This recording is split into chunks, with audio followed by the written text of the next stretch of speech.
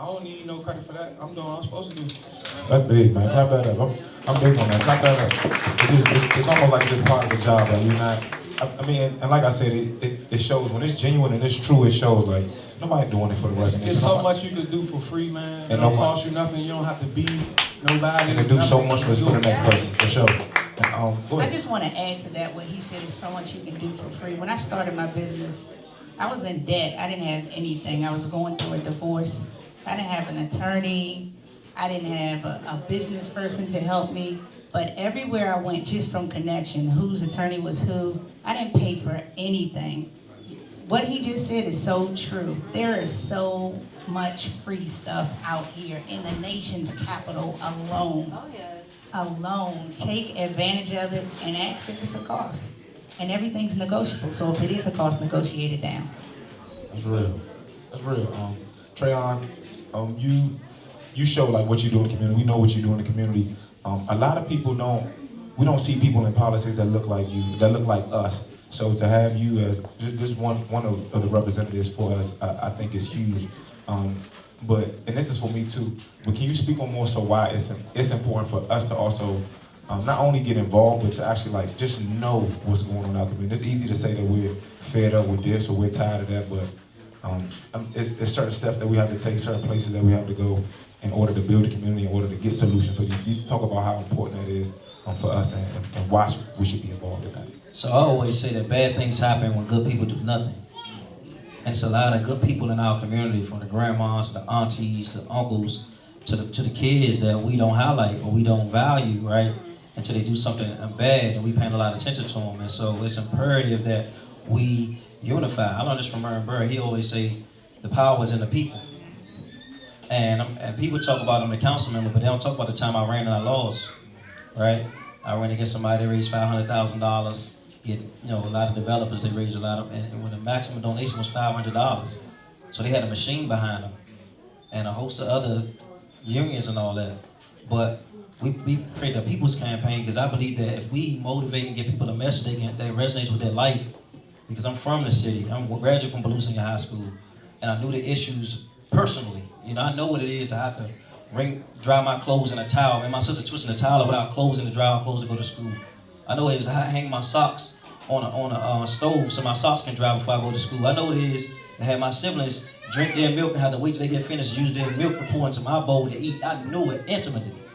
And so I use that message and platform not to tear my family down, but say, man, there's other people going through this, and we have a $15.5 billion budget downtown that we need to be fighting for. The people say, that's the government's money. No, that's tax dollars money. That's our money. That's our community money. And so many people that's been through this in this city, through the crack epidemic, the heroin epidemic, through the riots, deserve the benefit as we prosper. And so that was really my message in running, that it really wasn't about TRAYON WHITE. Like, I was the face. I was going to take the hits, but it was for the other kids that didn't make it. See, I see Rodney in the room, Rodney Cephas. Y'all give a round of applause to Rodney Cephas over here. Big round of applause. Soldier. And it's about those heroes in the room that people don't know, that don't have the big titles, that's doing work. See, when I was partnered with Tony, we didn't have no big titles. Nobody knew who Trayon was. They called me Trayvon. I didn't care. But it's about me laying down my life because I know how many times I supposed to have been in that spot when they started shooting. I was the one that dropped my cousins off on South Capitol Street when they came and 5 people got shot with an AK-47. My cousin got hit in the back. My other cousin got hit in the head. I dropped them off. So I knew it was only by the grace of God He was allowing me to survive all these moments. And so I felt that and I said, God, I just want to make it out and become somebody so I can give back. And when I ran for office, I felt like, man, I can get in and create a change. Because DC changing, but majority of the council is non-black. And what we used to call Chocolate City. And so we fighting for our lives in this city, man. And we got to stop the violence, man. We got to stop the violence. I'm tired of going to the hospitals every other night. I got to go to a vigil when I leave here. So if they kill us and we kill us, it'll be no more us. So I'm committed to this work. That's for sure. That's straight up. Give that a round of applause, man. That's really I know that another thing that Gladiator Success touched on, I know that you're pretty big on that, Tony Lewis, is incarceration parents, children of incarcerated parents. Can you just speak on, if they don't know, I mean, I've seen the work that you do. My pop's the one that put me on to you and your book. He was just real big on it, put me on to it. But can you just speak just more about the work that you do in terms of incarceration and children with incarcerated parents? For sure. I mean, like, so by day, I'm a, sort of reentry expert. So I help men and women when they return from incarceration or people that are justice involved, probation, parole, supervised release. And I've been doing that for the last 15 years. Been working sort of in direct service of marginalized populations for 19 years, my whole adult life. But coming from a family and a community where incarceration has been so normalized, my father went to prison when I was 9, I'm 39.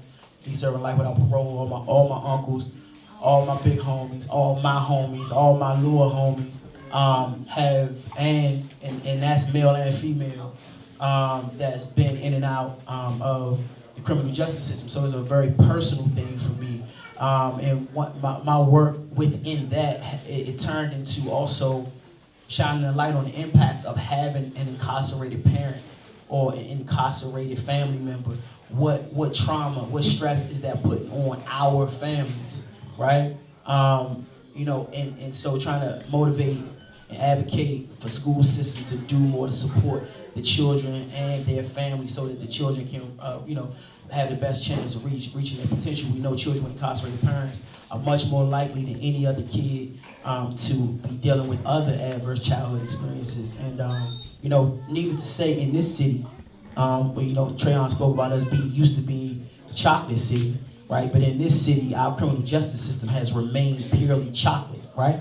So in the 90th percentile, you see our criminal justice system, juvenile and adult, being mainly all black people. If you look at victims of violent crime, mainly all black people. If you look at people that are food insecure, mainly all black people. People that are housing insecure, all black people. People that's getting mental health supports, all black people in this town, though we only 46% of the population. The other caveat that I would add, we 46% of the population is black people. If you looked at DC natives, we probably 25%. So so when you talk about these incredibly tragic stats that I'm spewing off here, the DC native is in a state of emergency, if you ask me, right? Unemployed, people that are unemployed in this city, majority black, and again, there'll probably be people from Washington, and mass incarceration has had a direct impact on all of those things that I named, because this city is not set up for us to get back to square one. You cannot get anything expunged. You can't seal your records. We got the most competitive job market in the country. We're the only place in the country where you break a local law and you got to do your time in the federal system. So we don't have any autonomy or influence over what kind of training or preparation people get while incarcerated to return back to this incredibly competitive job market. And I say all that to say, if that's the case, right, and the men and the women the adults can't come back and become who they need to be. They got to stop dreaming just because they made a mistake, right? Then their children are marginalized, right? Their families are marginalized.